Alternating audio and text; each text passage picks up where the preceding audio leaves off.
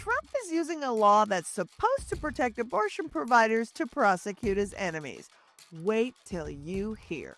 And while all eyes are on the destruction of our democracy, another assault on our freedoms is happening across America: pregnancy criminalization. Karen Thompson, the legal director at the nonprofit Pregnancy Justice, is here to talk about the overt and covert ways the government is policing pregnancy outcomes. And to bring some laughs and some inspiration, comedian and writer Abby Govindan shares how she's navigating being a child of immigrants and gives us a preview of her new solo show, Pushing 30. I love Pushing 30. Poor thing. Poor thing. Grandma. And wait till you hear what one Tennessee politician had to say about gender-affirming care and abortion. Woof. He showed his whole depraved ass, and we will drag him for filth. I cannot wait. All this is coming up on this episode of the Feminist Buzzkills podcast, the show that knows never broadcast downwind from a Trump blowout. Oh, good God. Did you see the blowout? No. Oh, my God. I'm Liz Winstead. I'm joined by my co-host, Moji Waddell, who has been spared Woo. the Trump sharding in the Oval Office, apparently. I have. Thank you. Did you literally not see it? No, I did not see this. I'm sorry. Maybe you're not aware, but lots of things are going on in the world. Okay. Well, this one. Okay, Moji. So Trump had like a bunch of people behind him and a bunch of journalists in the room. And somebody literally extracted the audio, and you can hear him physically just like sharding in his pants. And the woman behind him puts her hand to her face like it is the grossest thing ever. And then immediately the press secretary is like, clears the room. You must leave. All of a sudden, the press had to leave, and he's sitting there like in a pile of like grossness. Oh, my goodness. Yeah, I can't believe you missed it. I'm sorry that I had to bring it to you, but That's disgusting. that is not the steaming dump of this week's news either. It is not. But I did hear in my excerpts that one of the Epstein files was like, make sure we have diapers for Trump. So this is apparently an ongoing issue of his. He is never not without a load in his trough.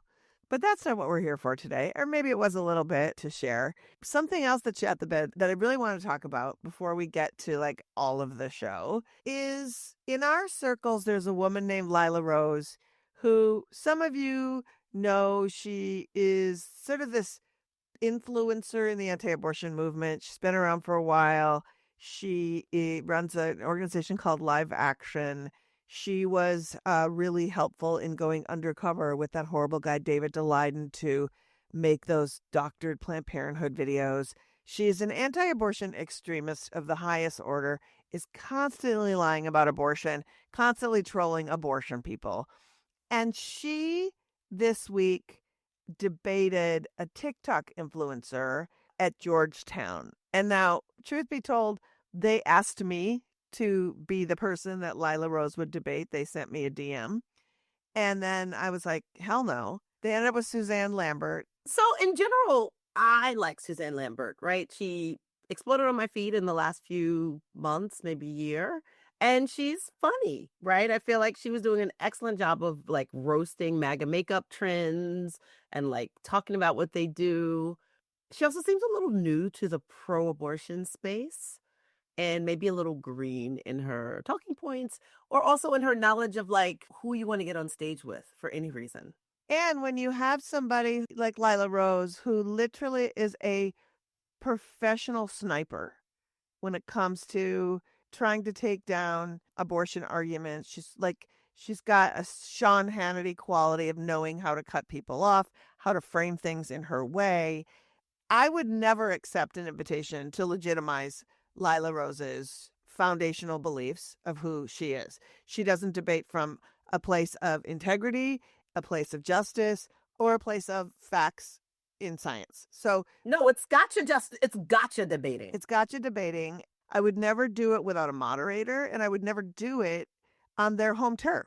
Like, how do you think you're being set up? And it absolutely was a setup. One of the many things that frustrated me about watching it is that it was streaming on Live Action's YouTube page, which meant that while I was watching this debate, all of the ad dollars that were being thrown at me are going directly to this organization that I am fundamentally misaligned with. And so, but there was no other place to watch this. The only place this is going to show up is on a feed of the organization, of this anti-abortion organization that is fundamentally going to fill the comments, going to say terrible things to you, like, not thinking through or talking to anybody in the movement about, should I do this? How should I play this? I am not the tat to Lila Rose's tit, if you will. I would debate somebody on how we solve climate change. I'm not going to debate somebody on whether or not climate change exists, right? Exactly. Well, the framing of the debate from the get was, should abortion be legal?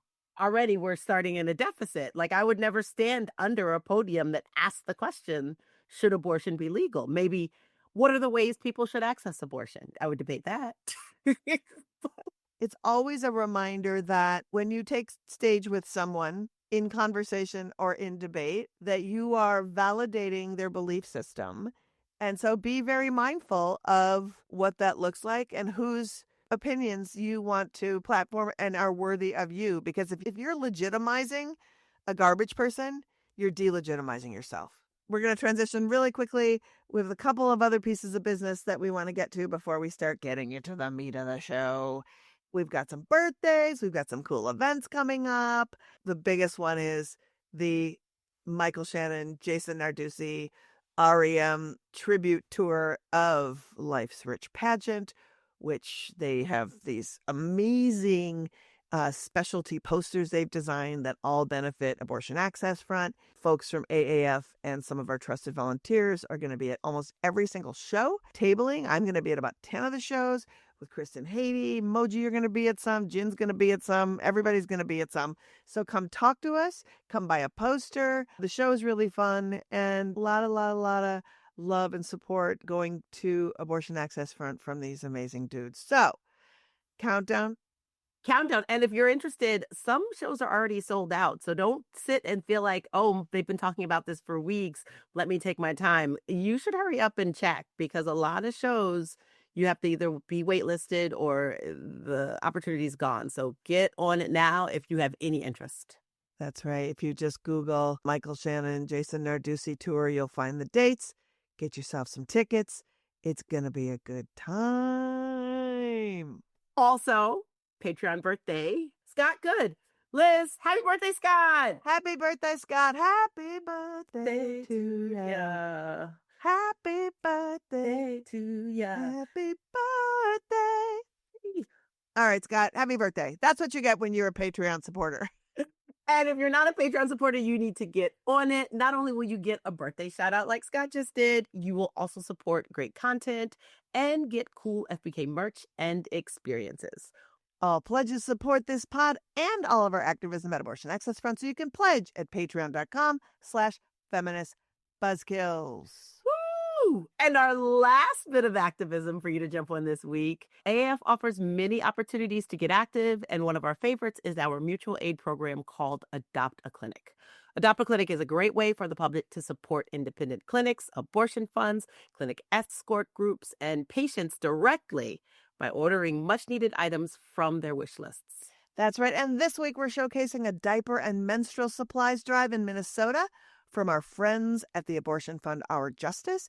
You can drop off items or donate to Our Justice, who will purchase supplies and give to the mutual aid group Community Aid Network. We need it here in Minnesota. Folks just do not have the safety or capacity to leave their homes, and Our Justice is helping them with some diapers and some menstrual supplies, and boy, could you be helpful. So we'll put the link in our show notes for more information, but please help us out here. Please help Minnesota. They need everything we can give. Now it's time to get things moving with the steaming dump of this week's abortion news. The real steaming dump. The freedom-loving Kirkoffins at Turning Point USA are doing the most to take the free out of freedom of speech. This week, the Texas Tech chapter of this racist incel feeder program has pressured the university's Health Sciences Center to cancel a talk by Dr. Shelley Sella, a retired OBGYN who's an expert on later abortion care. You can't spell Turning Point USA without us, unless that us wants to speak about life-saving abortions.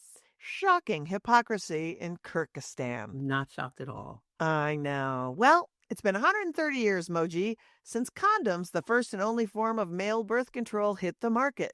That is, if you don't count visuals of Stephen Miller oiled up and naked with a halfie. I actually do count that.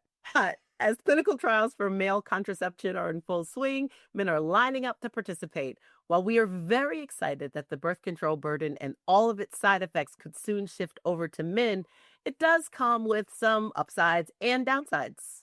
The downside is that there could be an uptick in over-emotional men making irrational decisions. But the good news is we'll finally get paid medical leave for hormonal acne and mood swings. Oh, And finally, we will go back. We will go back. That's the chant of anti abortion protesters who in 2024 were convicted on federal charges under the FACE Act for blocking clinic entrances and petrifying patients. in one of his first acts as president in 2025, Donald Trump not only pardoned 23 of them, but his DOJ has basically said they would take a nothing to see here, move it along, you don't have to go home, but you can't stay here approach to further clinic violence. This has emboldened these extremists to return to the clinics and resume their reign of terror, taking the experience of simply going to a clinic for healthcare to a reenactment of the Battle of the Bastards. I'm rooting for Jon Snow. Aren't we all rooting for Jon Snow? I'm always rooting for Jon Snow. That story kind of just dovetails right into the story I wanted to talk about this week, which is watching Don Lemon and Georgia Fort, an incredible journalist here in the Twin Cities, being arrested and charged under the FACE Act, which Moji just mentioned, which was a law that was created to protect abortion providers from violence. And the Trump administration has just taken that and turned it and twisted it into a way to punish his perceived enemies, basically. Liz, how could the FACE Act be contorted in such a way by Trump? I know. Well, it turns out I wrote all about it this week at MS Now because it's just such a frustrating situation because back in the go-go early 90s, 1994 to be specific, anti-abortion violence was escalating. So horrible. It sort of started from the 70s into the mid 80s. Like from 77 to 88, there was a surge of like hundreds of cases of arson and firebombing. And in 1993, it got worse, where it increased fourfold, right? But in 1994, 67% of all abortion clinics surveyed in the first 7 months of that year said they had experienced some form of violence, vandalism, threats, blockades, murders, or straight up firebombing. And so, in order to sort of quell this, Congress passed a law called the FACE Act, which stands for Freedom to Access Clinic Entrances. And weirdly, it was authored by Chuck Schumer when he was in the House of Representatives. And it was set to protect clinics from people invading the doors, blocking the doors, going into the clinics and preventing patients from coming in or going out, and general violence to clinics.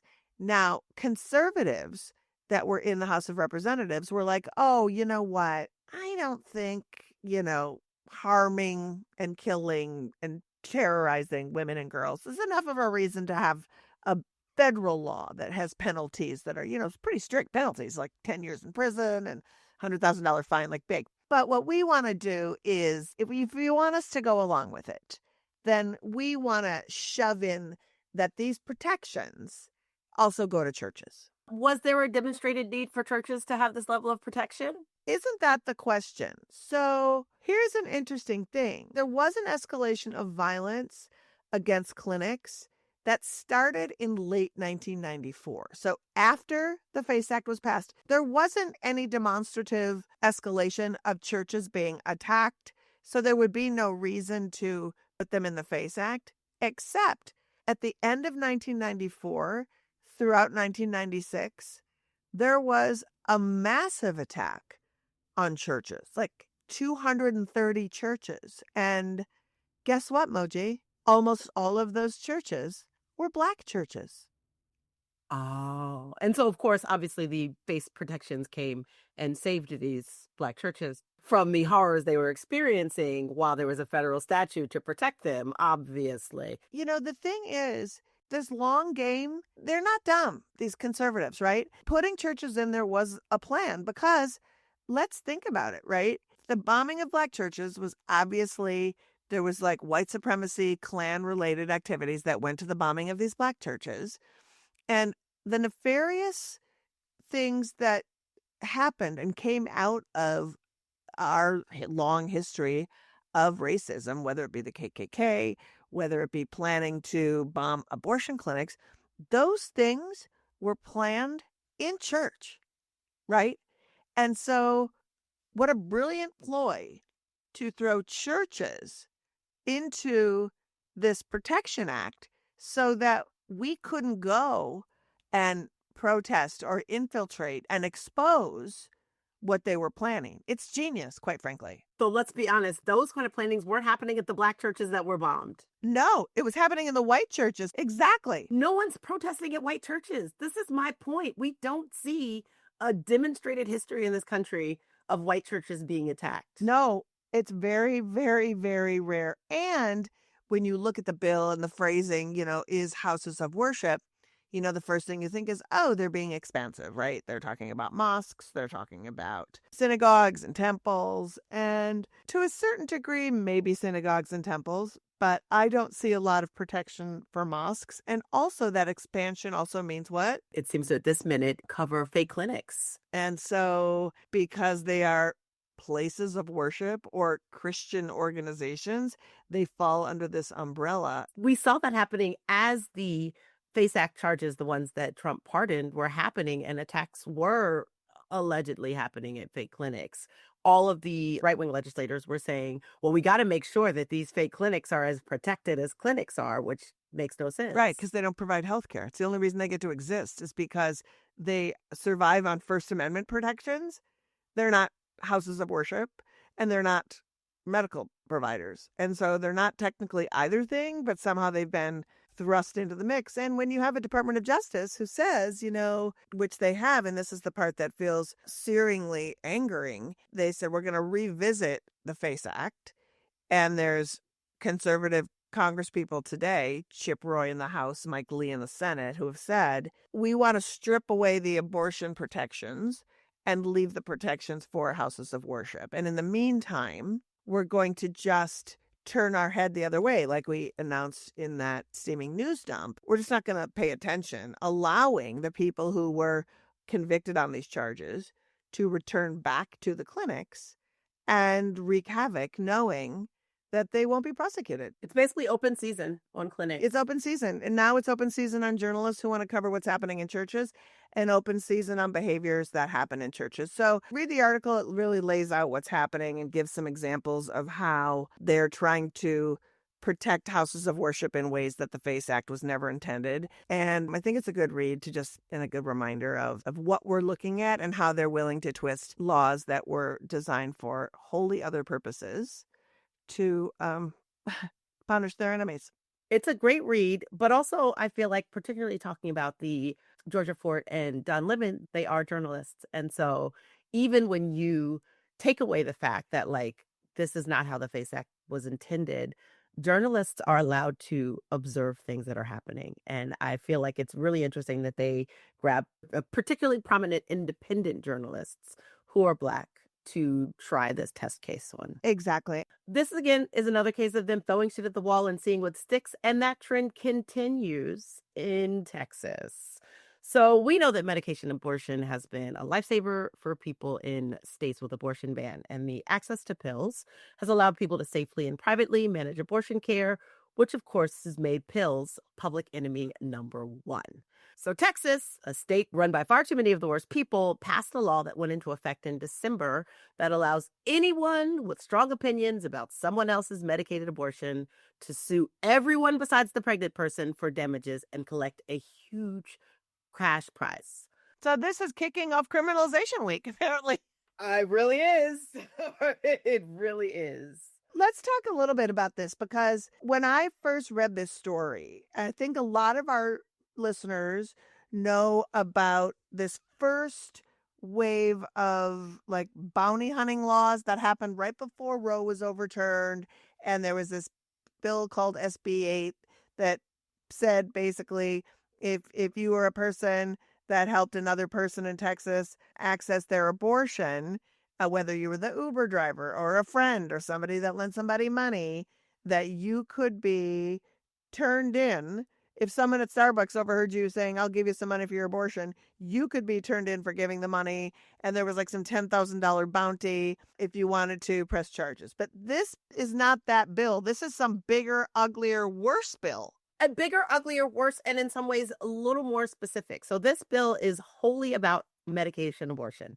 This is 100% about the pills that people use. So there's that laser focus. And again, as I said before, it allows anyone who cares, Just cares, like just any rando who has feelings. any rando who cares, who has feelings, can sue anyone who manufactures, distributes, mails, delivers, prescribes, or provides abortion medication to anyone in Texas. So this could include doctors, friends, whoever was willing to help a Texas resident acquire abortion medication can win a prize, a bounty of $100,000 per violation. And this, again, I want to say manufacturers in there, it includes drug manufacturers as well who could be sued. Let's talk about the story that happened this week. Who is bringing the lawsuit and who are they suing? Okay, this is wild. So Jerry Rodriguez is the person bringing the lawsuit, and he is suing a California doctor for providing abortion pills for his girlfriend. I want to say here, the pills were purchased by or provided by or encouraged by the girlfriend's ex-husband. Wait, what? Jerry's allegation is that the ex-boyfriend provided or encouraged the pill usage, but he was the father of the two pregnancies, or he'd fathered the two pregnancies. So, But it seems like then if he encouraged the abortion, he would be party to the lawsuit, but he's not. He and this other guy are in cahoots suing who? California doctor Remy Couteau, who allegedly supplied both sets of pills to this woman whose ex-husband made her take them for a pregnancy with another person, is who is being sued. So also, it just seems like a relationship mess that they need to work out, but they've decided to bring a fourth into it, or a fifth if you count Jonathan Mitchell, because obviously he is the villain behind this. So Jonathan Mitchell is really this, like he's like a Stephen Miller type awful. Explain who Jonathan Mitchell is and how he plays a role in all of this. He did create HB8, which was the original bounty hunter law that went into effect while Roe v. Wade was the lay of the land and kept Texans from accessing abortion care after 6 weeks, well before the fall of Roe v. Wade. He used to be the Solicitor General of Texas. He's argued before the Supreme Court. He's authored many anti-abortion bills in Texas. He is a player in this movement, and now he's using his power to try to literally, like a truffle pig, hunt out these men who want to do anything in their power to harm the women who may have terminated pregnancies in their life that they didn't want them to. I think this is a test case, and we'll see if it even flies for him, because the abortions took place in late 2024, early 2025, and the law went into effect late December 2025. So also, I'm not even clear what the statute of limitations are on this law. And then California has shield law in place. And the fact that California has a shield law is a very important point here, because part of the reason that states like Texas with total abortion bans are able to get medication is that states like New York and California have something called a shield law. And what that means is physicians can do a telehealth appointment and they can prescribe and send medication abortion to somebody in another state because it's legal to prescribe that medication in the state that they are currently in. Now, the onus on receiving the pills is another story in a banned state, and that's where the complication lies. And then, so it's normally with this bill that they have in Texas, this big bloated out, we can sue you and all this stuff. One of the provisions in this bill is that if you're brought up as the defendant in a case like this, no matter if you win or lose, you cannot sue for damages. Well, in Texas, you can't, but the shield law in California actually has a clawback provision, and that clawback provision actually could allow the doctor to sue for damages for this frivolous lawsuit. Again, all this stuff has to play out in court. We'll see how it plays out, but it's the first case that's come up under this law, and it's so messy. And, the only person that doesn't seem to have any rights, it's like they're talking over the pregnant person the whole time. We'll be following the story to see how many times this starts playing out. And I think it just goes to note before we move on to our guest who's going to blow this out of the water for us and really talk about all the different crazy ways that criminalizing pregnancy are taking place. It's no longer a cartoon. This cartoon has now become live action. No pun intended. I was going to say, oh, are we back to live action? But just earlier this week, the Attorney General in Louisiana is not only charging a doctor in the state of California and a doctor in the state of New York for the very same thing, they're also suing both of those states for creating these shield laws that they say are violating the laws of Louisiana. So that's like a next level situation that we have to watch in tandem with how these laws are going into effect. So who we've got coming up next is the legal director of Pregnancy Justice, an organization that defends the rights of pregnant people by providing criminal defense, published research, and advocating for legal and policy change. So please welcome Karen Thompson. Hello, Karen. Hi, Karen. Hello. Karen, we're so glad you are here, and we love your work at Pregnancy Justice. And I wish you could just lay out for folks an anecdote about how you are showing up for folks in this work. Thank you for having me. First of all, it's a pleasure to be here. And unfortunately, I'm not the fun person at the dinner party because this work is hard. It's not easy stuff to hear about. So I also just appreciate you giving space to these stories. And one of them is of a client that we recently began representing. 55-year-old woman who lives in Fairfax, Virginia with her husband, working, living life, also a caregiver to him. And she was arrested and extradited from Virginia to Kentucky, and she's been in jail for the last 2 weeks because law enforcement DNA tested fetal remains from 1991 and then charged her with murder. So when we talk about pregnancy criminalization, I think people have maybe one idea about what that looks like, that maybe it's only younger folks, that maybe it's only abortion related, that, it looks a very specific way. But the fact is that pregnancy criminalization involves criminalizing anything related to a pregnancy, whether that's your pregnancy itself or a outcome, whether it's miscarriage, stillbirth, or abortion. And it also means that we are advocating to make sure that this kind of behavior does not become the norm and that we are not using pregnancy as just a means to kick pregnant people and pregnant women out of the workplace and out of the public sphere. Because really, at the end of the day, like all criminalization, it is about manufacturing consent to have the law and the state control people's lives. I'm so glad you opened with that story because I do think a lot of times people think criminalization started after the fall of Roe, but we know this is actually a part of American history and that they're finding new avenues. We actually, just before you came on, Liz and I were talking about the new Texas law that allows anyone who wants to sue out-of-state providers $100,000 just for providing abortion pills to state residents. So can you put it in a historical context and just talk about how pervasive this is? I mean, the story you gave obviously is sort of reaching back in time to find a fetus and then find a crime to fit the fetus. But I would love for you to give us more examples of just how this comes up for people.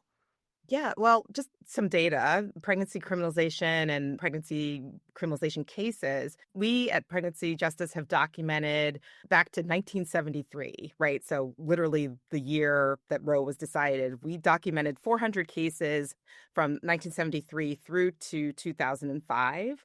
And separately, from 2006 to 2022, we counted 1,400 cases. And in the last 2 years post-obs, we've now identified 412 cases across 16 states. And we know that that's an undercount. Our work has changed. We're getting a little bit more precise on how we're finding these cases. So there's probably more that we don't know of, but what we do know is appalling. And I think with the case that you just talked about with regard to Texas, what we're also seeing and what we also know is true for so many of these cases is that the law enforcement goes after the helpers, right? So it goes after the people who are either making reproductive health care harder, or it goes after the people who are making reproductive health care available.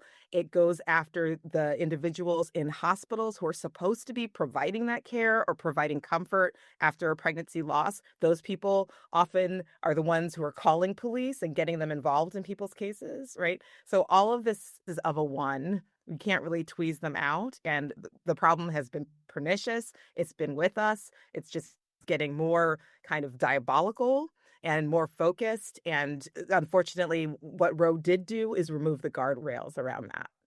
You know, Moji and I, as we've been covering these different kinds of criminalization stories as we've seen them, one of the pervasive things that we've noticed that I think is a good alarm bell for anybody listening is how many people who are working in healthcare are turning in patients. Yeah, it's terrifying. Every day.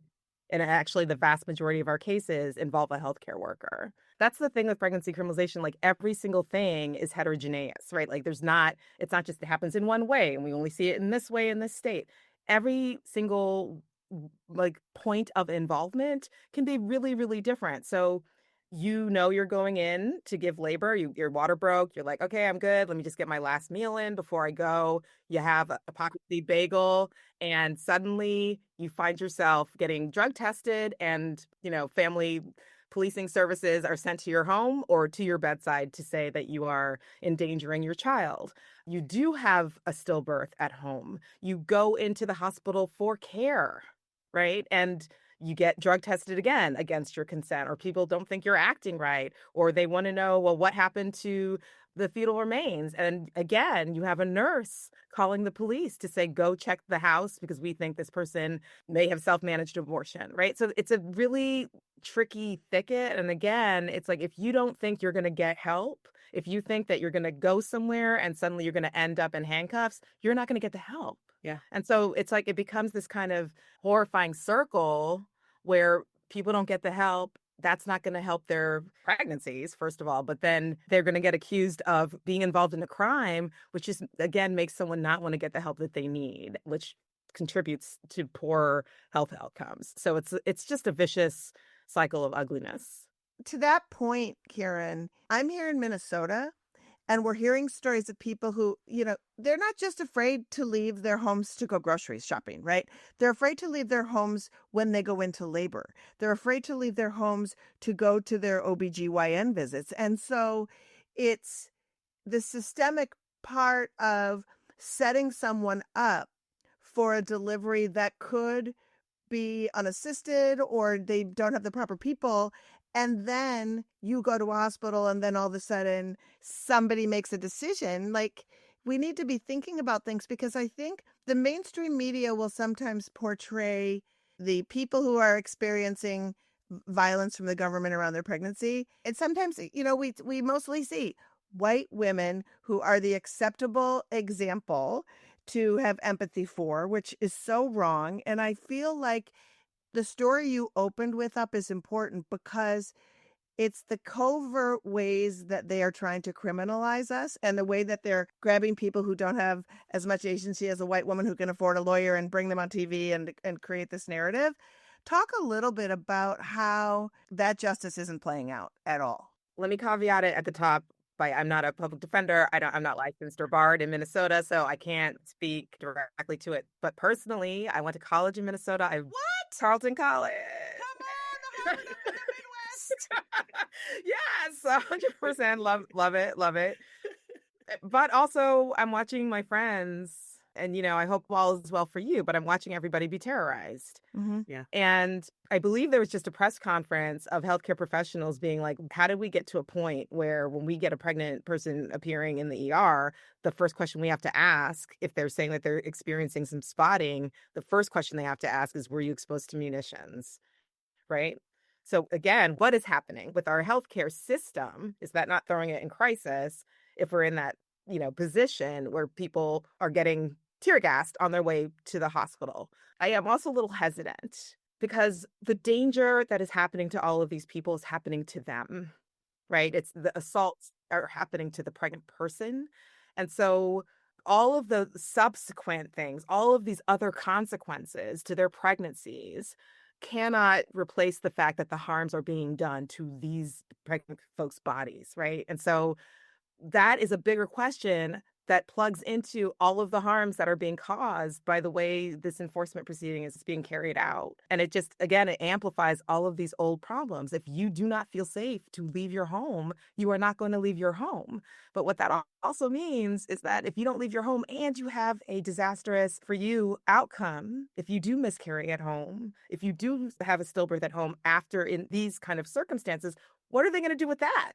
Yeah. Is that going to become another reason to justify your being deported or dragged out of your home and taken to Whipple, right? So it's a horrifying situation, and all of these layers, they get more and more complicated when we start bringing in immigration questions, when we bring in racial questions, when we bring in questions of economic justice. Like all of these things, they cannot be disentangled. I would love to talk a little bit about sort of how prosecution happens, right? Like a lot of times when we read these stories, right, it seems that in order to criminalize a pregnancy or pregnancy outcome, the prosecutors have to look at other laws that don't necessarily directly point to pregnancy outcomes and then twist them to make a prosecution happen, right? We see the things they use as abuse of a corpse or chemical endangerment of a child or feticide, and none of these directly relate to miscarriage caused by any of the millions of reasons a miscarriage could happen or drug use or whatever things, right? Like that's not actually what these laws are supposed to do. And even in Oklahoma, we saw a case where a pregnant woman was prosecuted for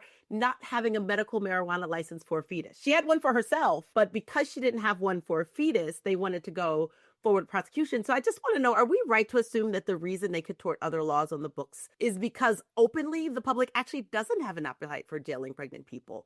Or do we? I don't know. Have I misread this country? It wouldn't be the first time. I think that most people don't have an appetite for it unless they feel like what the pregnant person is doing is wrong, right? So when it comes to drug use during pregnancy, a lot of people who might not be there otherwise will suddenly develop an appetite for jail being the answer, right? So people who might be completely down with folks having their abortion rights are not down with someone who is using during pregnancy not being in jail. That's the answer, right? It's the criminalization of care. And so I would hope, and my hope is that as we, as pregnancy justice does more work, as people maybe become more familiar with their work, they'll understand that the only answer for someone who is using or has an addiction is to treatment.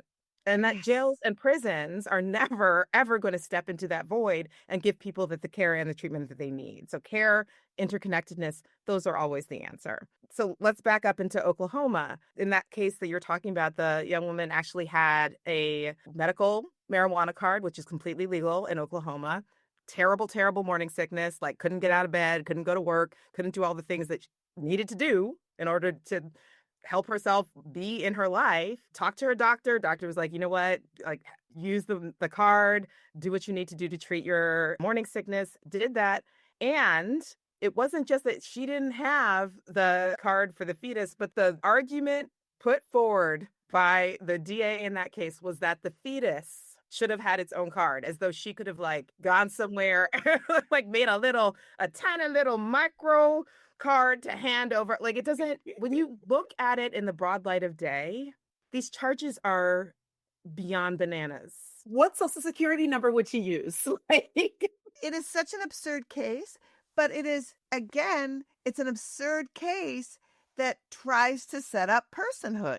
This fetus should have a medical marijuana card because this fetus is a person. And so, Karen, as we look at all of these laws that remove the compassion and the way that we can help a pregnant person thrive through everything, and instead we go to criminalization, feels to me like all of these things, the things that Moji listed, whether it's feticide or mishandling a corpse or whatever it is, that it's all an end run to remove rights from the person who is pregnant and to give full personhood to the pregnancy. Absolutely. And you cannot do that in any kind of legitimate way, right? So instead you have to lean into the most absurd of spaces and Moji, let me just say, these are choices that prosecutors are making. They don't have to do anything. So what they're actually very actively making a choice to say, we're going to charge you under this abuse of a corpse statute, which is actually was like those kinds of laws were created because folks would die and then people would like have sex with the corpse, or people would be like dragging, you know what I mean? Like actual inhumane, disgusting things people shouldn't do. 100%. That's what they were supposed to be regulating. But what prosecutors are doing are just yanking these things out of their context and assigning them in a way to, yes, to make people be like, oh, you're using drugs during your pregnancy. I don't like that. And great. I am glad that you are charging that person with chemical endangerment. It's, again, criminalization is how you manufacture consent for surveillance and for the erosion of bodily autonomy. And so, we just actually released a report this week called After Pregnancy Loss. And in it, we are analyzing dozens of state laws across the country, blue, red, purple, all of them have these kinds of laws on the books. And what it's basically doing is criminalizing people for miscarrying at home, for burying remains, for doing the best that they can, like placing the remains in a bag and maybe putting that in the trash. But like, what else are you supposed to do? Right. It's not like anyone says, this is the exact perfect way to do it, because people are even getting criminalized when they do take the remains to the hospital, right? So it's really all of one. Again, it's just this like steady march, as you said, Liz, to just say people don't have rights, their pregnancies do. Being in Minnesota right now and just being a human being who's on the streets and having disbursements hit me in the face, that there is not a civil suit by every single person who is out there defending their neighbors who is being hit with chemical crap that ruins their lungs, ruins their everything. Like the living people who are experiencing this, like nobody gives a rat's ass about that, and it's so incredibly frustrating. And am I foolish to have hope that enough of us who have experienced pregnancy loss, I have had it through abortion and miscarriage. I've had miscarriages in toilets. I had a miscarriage at an Applebee's, ladies and gentlemen, while I was literally in an Applebee's toilet. And I looked down and I was like, I'm at Applebee's and I'm going to flush the toilet at Applebee's. But the truth is, many pregnancies end in miscarriage and abortion, right? We know 1 in 4 end in abortion. Miscarriages happen all the time. My hope is that people have had enough pregnancy loss experiences that when they see this garbage coming down the pike, that they understand that it's not right. And I don't know. I'm asking you to give me hope where I don't even know if any exists, but I'm just throwing it up. I don't know what the question is, but I'm hoping. Do you have hope? Oh, you have to. Right? You have to. I mean, the little thing that I say is that people think about hope like it's like Tinkerbell. It's just this little delicate thing. It's just like floating and flitting around. But hope is like a prize fighter, okay? Like she has a busted lip. Her clothes are torn. She has like a black eye. She's bleeding. Hope is not hope because she is just like flitting around easily. Hope is hope because she gets beaten down and stands back up, right? So when we're talking about this stuff, when we're talking about what's going on, people need to tap in to exactly what you said. Who doesn't know someone who hasn't lost a pregnancy? If it's not you, you know someone who has. Mm-hmm. So this is not some bananas hypothetical situation. This is something that is day by day in people's lives. And it should be deeply, forget hope. We should be angry about the fact that anybody would be thrown in jail because they had a miscarriage. Right. I am angry about that. You should be angry about that. You should be angry that someone went to the hospital to get care. People refused to give them the abortion that they needed. They went home and miscarried. And then the nurse sent the police to bust up their bathroom to find the fetal remains and then charge you with abusing a corpse. That should make us angry. And may that anger fill our hope. I love this prize fighter hope. I'm here for this idea of hope, just having on boxing gloves and being out there in the streets. And so how can we, people who you called on, who either have experienced pregnancy loss, know people who have experienced pregnancy loss, don't need to know someone to recognize that like human rights are human rights. What are the ways that we can in our communities advocate against these laws being twisted in this way, attack our prosecutors for attacking pregnant people, or just whatever we can do to halt or slow down the march of pregnancy criminalization? As is always true, think global, act local, right? So most district attorneys in most places are elected. All right. So get on the phone, go to those like any election campaign event, be like, what is your take and what are you going to charge people for pregnancy losses? I love that. That is, you know what that is? That is an outing that you go to, and then you go have wine afterwards, but you all go and say your piece. Like, that is a community building exercise. And like, I hate to keep bringing it back, but I just can't help it. Minnesota has shown us in this moment that we are the ones we are waiting for, and there is nobody else. And you have to tell them that their jobs depend on what you want them to do. And if they don't, bye-bye. That's it. So let them know. Let them know you're aware. The other thing is there are some very, very dangerous bills that are popping up. These are things that 10 years ago would have been deep cut fringe that are now being completely normalized. When I say that overt innuendo, the shift is pretty remarkable. And what that looks like is that we've seen in the last legislative session 12 different states introduce bills where somebody would be charged with a homicide for having an abortion. And in many of those states, homicide is a death penalty eligible offense. So we got to get very, very real about what is coming down the pike and what that's going to look like. So if we're talking about all these things, talking about a miscarriage, talking about having a stillbirth, talking about use during pregnancy and people getting charged with, chemical endangerment of a child, those are all going to go into this pot of abortion being a homicide. They're not going to just stop at abortion. They're going to say any reason that is suspect for someone losing a pregnancy is going to be criminal and then treated as a homicide. So folks need to stay on those bills. If you see them coming up in your states, call your electeds, let them know, and vote accordingly.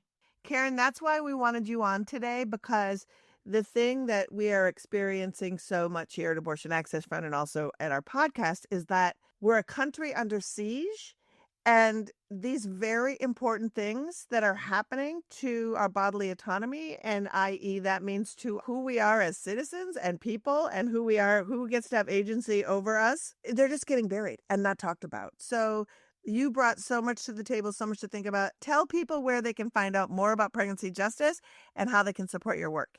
You can follow us on Insta, Pregnancy Just. We're also on Blue Sky, LinkedIn, and you can go to our website, which is pregnancyjusticeus.org, and everything you need to know is there. Thank you for coming on and talking to us. You're the best.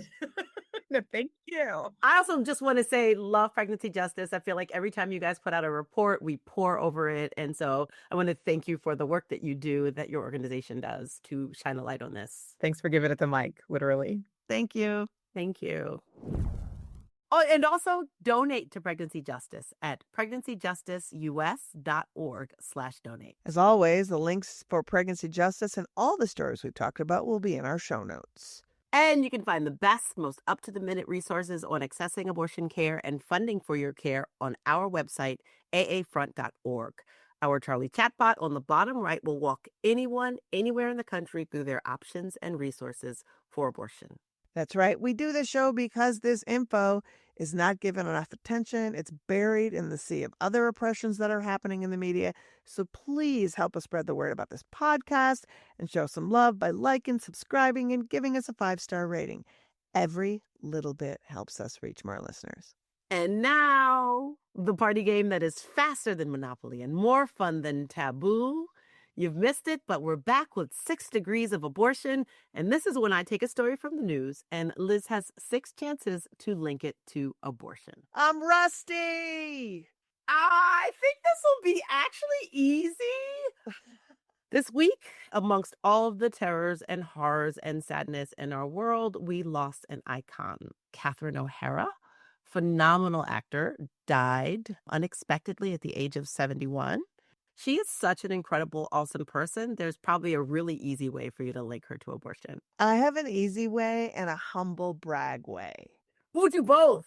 I was such an SCTV fan. I've been a Catherine O'Hara fan for decades on decades on decades, and what a loss. So I am so privileged that the very first comedy special that I ever did was hosted by Catherine O'Hara's incredible comedy partner for many years, Andrea Martin. Oh. And so Andrea Martin was also one of the stars of SCTV. Her character is Edith Prickly. And I mean, she was just so good. So I get to go Catherine O'Hara to Andrea Martin to Liz Winstead to abortion pretty fast. Pretty fast. Also, the special, again, the 80s, just garbage. It was an HBO special called Women of the Night. And they made us shoot an opening of this special where we were dressed up like hookers. We were in a limo, and then they dropped us off in the back alley of the theater that we did the show, and we walked out dressed up like hookers because Women of the Night. Oh, gosh. Yeah, I mean, sex work is work, and, but I'm just like, huh. So that's what you think of us. Okay, I got it. Yeah, you're out too late, ladies. Maybe you should have been home with your husbands. Mm-hmm. What are you doing, ladies of the night? Well, so see, rusty, but still worth it. I also, just as you mentioned before we started taping, it feels like there has not been enough time to mourn this woman that I have not heard anything bad about ever. Me neither. She's like another Betty White type where just like constantly amazing, so brilliant. I highly recommend, especially in these times of just like, you don't even know where to turn for balm. We can't lick our paws like animals do. Rewatch Schitt's Creek. It's joyful. It's funny. It's got that dark edge to it, but it's also just full of light. So, Catherine O'Hara, thank you for bringing so much light into the darkness. And man, there is a lot of darkness. And as we came back to do the show this week, I don't even know if a lot of you listen to the show until the end, but each week we dive through the bowels of the internet, like a misogynistic colonoscopy, to find the worst statements from a politician or a preacher or some men in the wild that they've said around abortion or sex or gender, and we close out the show with it.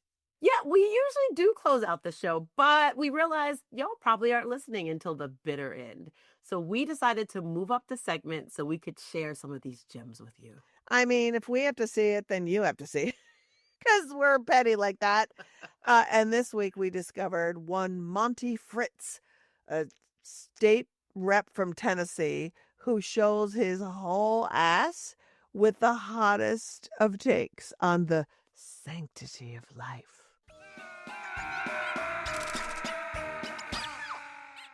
I think that we need a law in Tennessee that that would allow for capital punishment for those who commit an assault on the sanctity of life.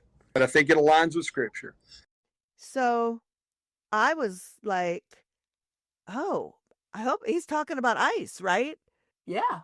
Every day, every minute. ICE is out there spraying people in the face, snatching children from families, just murdering people straight up.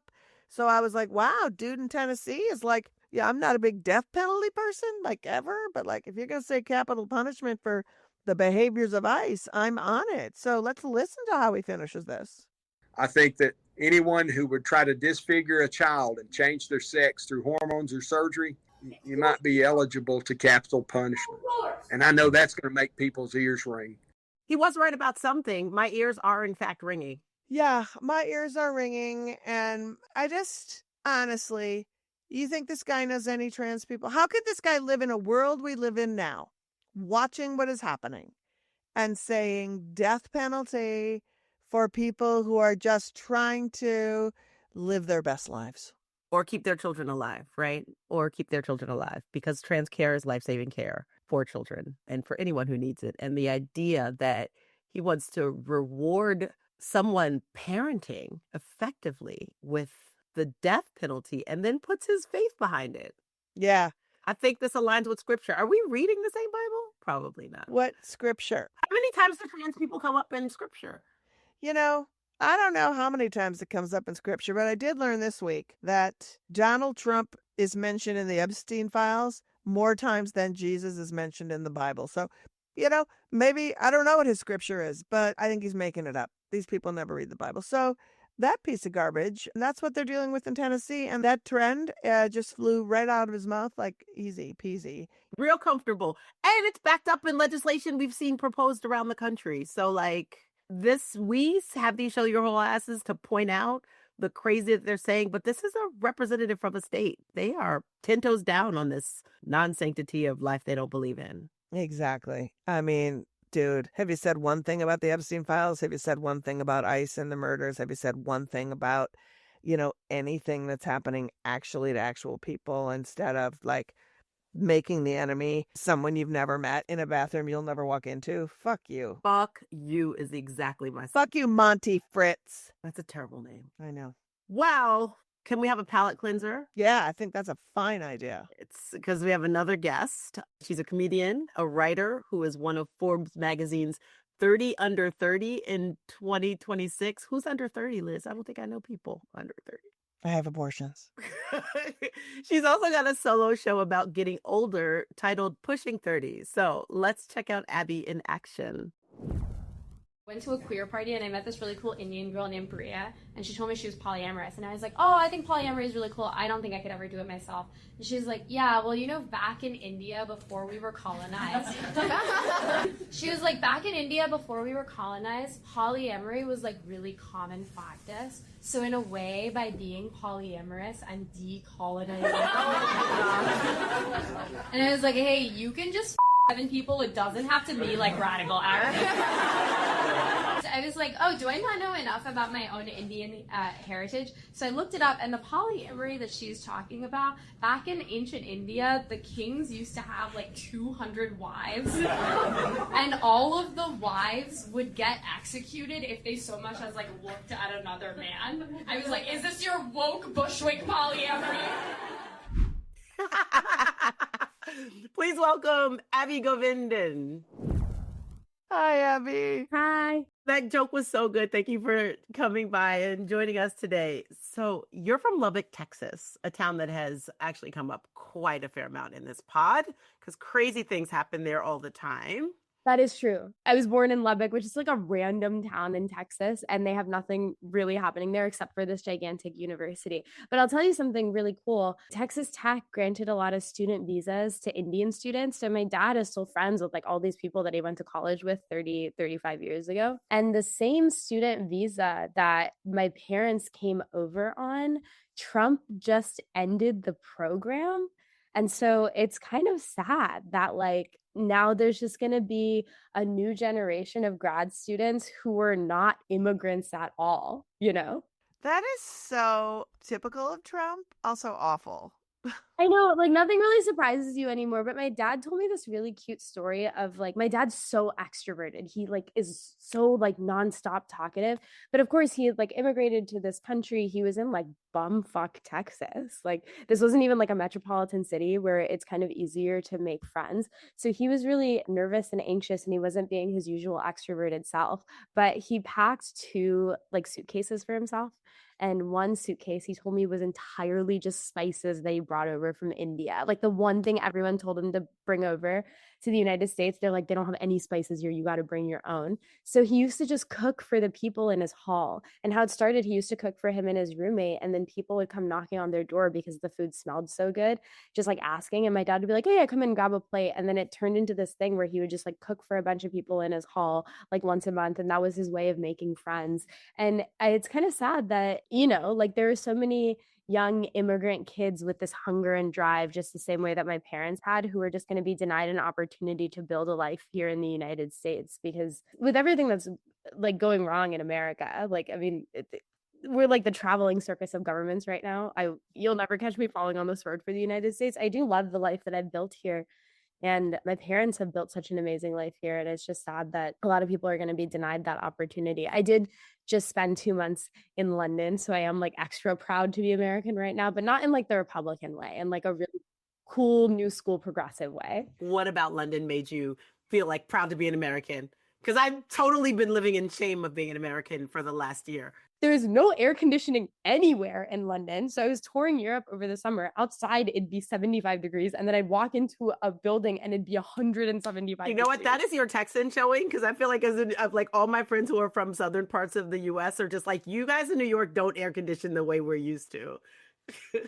Okay, yes, that is true. A lot of apartment buildings in New York don't have air conditioning. I mean, mine didn't. I had to have it installed, but the commercial buildings do. Like restaurants have air conditioning, bars have air conditioning. So like I remember when I was like too broke to buy an air conditioner when I first moved here a couple summers ago, like I would just like sit and rot away in my apartment. And then at some point it would be too hot to just sit in the apartment. So I would be forced to like go out and find something to do. It was like a way of socializing. But in London, I was feeling that way. Like the place that I was staying at started getting a little bit hot. So I was like, oh, let me go like get some coffee at a cafe. And the cafe was warmer than it was outside. I was like, why the fuck would I come here then? I also love that I'm hearing that you and your dad both need to be forced out of the house. Oh, yeah. Yeah. Also, they keep like taking the higher ground because of Trump. They keep being like, you elected a fascist. I'm like, you guys invented fascism. Also, you guys did Brexit really recently. Like, you actually don't have much no. Like, that's why I need us as a country to get our shit together. These people cannot be the ones clowning us. Your show is called Pushing 30. So you're 28. Yeah. So what are the things that people latch onto about your show in these different places? Because culturally it's different. The way people receive comedy is different. So what is the difference between like Europe writ large and the UK and here? Like, what are people glamming onto? Yeah, I'm so glad that you asked that question because that's the reason I went to the UK to do comedy. Like, I just want to be someone who can write comedy for anyone in any corner of the world. I think that the things that I speak to in my comedy are largely universal. So my first show was called How to Embarrass Your Immigrant Parents. It was about how I told my parents I wanted to be a stand-up comedian, how our relationship fell apart because of it, and how we built our relationship back up together. Is that real? Yeah, that's real. I was hospitalized for a suicide attempt, and I watched my parents kind of realize in real time that they almost lost me and do anything that they could to not have that happen again. And I also, on the flip side, realized that I had stuff to work on in regards to my relationship with them as well. And so that I took to the UK. I performed in Europe and I got to meet various different diaspora communities. Like in the United States, my audience is largely Indian Americans. In Toronto, my audience is largely Sri Lankan Americans. In Rotterdam, where I did the show, tickets sold really well. And it was all these people who looked Indian because they are Indian ethnically. But I asked all of them, I said, like, I was getting drinks with them afterwards. And I said, where are you guys from? And they said they're from a country called Suriname. And Suriname was a Dutch colony where ethnically it's like very, very Indian, although they are their own nationality and identity. Obviously, they're Surinamese. But the Surinamese people really relate to like South Asian people and South Asian experiences and South Asian comedy. And a lot of them, because it was a Dutch colony for so long, might still be a Dutch colony. I'm not sure. They can just freely immigrate between Suriname and the Netherlands. And so a lot of them do. And that was the community that showed up for me in Rotterdam. And I was just like so excited to talk to them and learn about them and stuff. With this new show, I try to really talk about things that I feel like impact me in my life, but also have some sort of universality to them. And it's that the closer I get to 30, the more that people are asking me about my love life and when I'm getting married. And the things that I've learned from watching people in my family get married and learning about their history and learning my own relationship with it, because I'm the first generation of women on both sides of my family to have 100% say in who I get to marry. My parents were arranged to be married, but they love each other, and I feel very lucky for that. My mom got to have a say in who she chose to marry. She interviewed 5 or 6 men. And my dad was like so smitten with her the moment he saw her. And he's like, that's my wife. That's my wife. And the other 4 or 5 men that she interviewed wanted her to be like a stay-at-home wife. But my mom is a physician. So she was like, that's not the case. But so my mom had more choice in who she wanted to marry. But if at age 27, my mom said, I don't want to get married, I just want to start my career and focus on my career and then maybe worry about love later down the line, she would have been socially ostracized from the community. And so I take this weight of being the first woman on both sides of the family, the first generation of women, to have 100% say in who I want to get married and if I want to get married.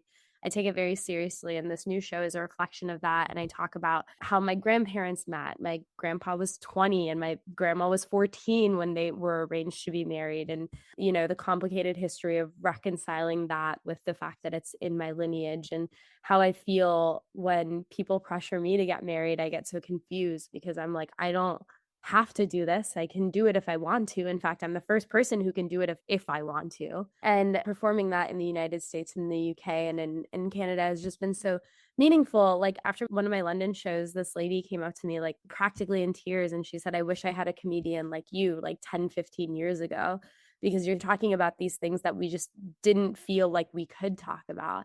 And that's the kind of impact that I want to have. And, you know, sometimes my American jokes go over the British people's head. Sometimes my British jokes go over American people's head, but that's okay. It's a learning experience. I've been doing comedy 8 years, which is relatively new compared to like some of these old school comedians have been doing it longer than I'm alive. And that's another facet of the show is I'm really excited to get older. I want to back up a little bit to like salute what you were saying about the woman who was like, I'm so happy to hear about a comedian like you. Do you find that because you're a comedian and because you're coming at these topics that can seem really, really heavy and really, really dense, that because you are giving them a comedic lens and obviously your own personal lens, that it sort of massages the conversation and makes it easier to have, as opposed to sort of sitting down with someone and having a heart to heart? Yeah, so I think that this is just the natural succession of comedy and the types of comedy that we have in terms of like every generation is going to normalize these conversations a little bit more. So I think that the reason, if I had to assume the reason that I resonate with so many people, it's that these are things that not only were people not talking about, it's things that people didn't think to talk about. And for various reasons, there's stigma, there's not very many Indian comics. The famous Indian American comics are for the most part all men. And so for me, when I first started comedy, I was like, there has to be more to Indian American comedy than just I smell like curry, I'm hairy, like my mom hates my white boyfriend. Like there just has to be more, you know. I just felt like there needed to be more substance. And that's not to speak poorly of the people who came before me who did those types of comedy, because without them I wouldn't be here. It's just that I truly felt it was partially resonating with Indian American comedy. So when I came in, I was like, what do I want to see in this scene? And that's what I write to and what I speak to. And so I think that there are lots of people who come into my shows expecting like an hour of just straight stand up. And so when I start talking about my relationship with my parents, my relationship with my Indian American identity, my relationship with aging, they're just like very pleasantly surprised. My old show is about my struggles with mental health. And so there would always be like an hour long line after shows to meet me. And people would be like, I'm sure you don't get this often, but like I also attempted suicide. And I'll be like, you're the 12th South Asian person to say that to me today. So clearly these conversations are not being had in the ways that they need to. And I think that people crave these kinds of conversations and openness. If I can be a conduit to start those, then I am so honored to be able to be that. I feel like Liz and I both work in abortion, obviously. And it's similar when you talk about abortion, when you tell your abortion story or when you invite someone to talk about abortion, it really does create an intimacy much more quickly than some other ways that you could build intimacy with people. And it really happens almost shockingly fast. And when you said like, oh, you're the 12th person that says that, the fact that it repeats itself so frequently is always astounding. I have so many friends who are physicians here in the United States who went to med school and got their training in India and then immigrated here. And the stories I hear about abortion there versus here are so different. My friend was telling me that she had a client who like begged for an IUD because she said that her husband found using protection during sex very emasculating. And so they had a lot of children because of it. But she said, I just don't want to be pregnant again. I don't want to do this again. So she got an IUD and the doctor told her like, okay, whenever you, if and when you want to have kids again, like come back and we'll remove this for you. And so even in pockets of Indian society, where women don't have as much choice, where they're married off young at age 18, 19 to these men that they barely know, many men who find it emasculating to use protection during sex, who enjoy, you know, like getting their wives pregnant so much. The fact that these women have access to resources that they otherwise wouldn't without these government clinics, without this education, it just shows that, you know, it's so empowering. It's so amazing that like in spite of the circumstances, these women can still stand up and choose to say, I don't want to be pregnant. I want to have an abortion. I'm not ready to have more children or any children. And I just find that so beautiful. Like the one thing that links all of us is our humanity, and our humanity is dependent on our dignity, you know? We could talk to you all day. I mean, it's just like you have so much to say. And I just want to say that it's really exciting to see somebody so young really realize how much you can give about who you are and, just give people the larger, more intimate details around the immigrant experience, and your experience being an Indian woman in the world and just dealing with mental health and all of that. Sometimes people don't get to that until they're 40, right? Like they go through a lot. And so the fact that you have decided in my craft, I want to give more is really, really awesome. And so I just want to say thank you for doing that. And thank you through your shows doing that. And thank you so much for joining us to talk to us about your journey in both of your shows and especially letting people know, because I think a lot of our audience is going to love seeing your new show, Pushing 30. Tell folks where they can see it. I am currently about to embark on a UK, India, and Australia tour because it's still a work in progress, which means I'm still figuring out the storytelling elements of it and the beats. But then later in the fall, I'll announce a full tour in the United States, which I'm super, super excited for. It'll be a finished product and it'll be exactly what I want audiences here to see. You can sign up to my mailing list at abobo-related.com to get a notification for when I'm in your city, whether that's a city outside of the United States or inside the United States. I am doing a full tour at the end of the year. Awesome. And where can people find you on social? At Abby Govindan on Instagram and Abby Govindan on YouTube and TikTok as well. Awesome. We'll throw all that stuff in the show notes. Abby, thank you so much for joining us. Thank you, Abby. Thanks, guys. Well, that's our show, everybody. Thanks for listening. And thanks again, Karen Thompson and Pregnancy Justice, for all the work you're doing. Their link to the website and for their socials is in our show notes. Did we make you smarter? Make you laugh today? If so, show us some love by liking, subscribing, and giving us a 5-star rating. And if you really want to go extra, let us say it again. You can join our Patreon. You'll support great content and get cool FBK merch and experiences. All pledges support this pod and all of our activism at Abortion Access Front. Pledge at patreon.com/Feminist Buzzkills. Plus, support everything we do at Abortion Access Front, not just the pod. We bring you the news and information every day so you can stay connected with us on social media at Abortion Front across all platforms. With your help, we can get more people to learn about this assault on abortion access. And now that we've got you informed, let's get you activated. Check out our awesome Operation Save Abortion trainings at operationsaveabortion.com. You can get an abortion activist glow up and learn all about the areas abortion providers and patients need your help. And while you're there, poke around our super cool activist calendar. It's full of local and national actions and educational opportunities so you can dive right in. Again, all of that is at operationsaveabortion.com. And if you want even more ways to get involved, sign up to volunteer. We need you. Really, we need you. Go to our website, aafront.org, fill out the volunteer form, and let's figure it out together. That's right. And we've got amazing guests next week. We have Amy Hagstrom Miller, who is the CEO of Whole Women's Health Alliance. She's going to be talking to us about abortion care and virtual care in the Twin Cities and how Whole Women's Health has a virtual program that helps people who are too afraid to leave their homes and might need abortion care, how they can have a virtual visit and have pills delivered to their homes. Plus, the amazing and hilarious Nashville singer and comedian and co-founder of Rise Above Justice Movement, Gwen Levy is here.